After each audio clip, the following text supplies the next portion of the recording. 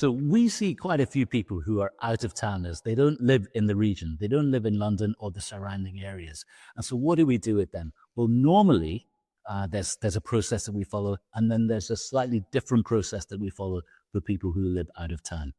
Normally, I'd see you for a face-to-face consultation prior to your surgery, a few weeks, a couple of months before your operation. And then a few days beforehand, you might come in for some medical checkups, MRSA tests, that kind of thing. You'll come in on the day of surgery for your operation. You'll come in a week afterwards for a checkup. You'll come in maybe 2 or 3 months afterwards, and then maybe 9 to 12 months afterwards. For those people who live out of town, we can do things slightly differently. So we can do Zoom consultations.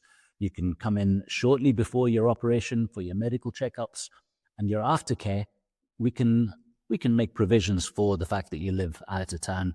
Ideally, we'd like you to stay in the region for a few days before you head off, so that we can see you for at least one checkup. And your follow-ups, we can either do that through teleconsultations, things like Zoom, but at some point, I'd want to see you afterwards. But we can do that maybe 6 to 9 months later. And that's what we generally do for our out-of-town patients.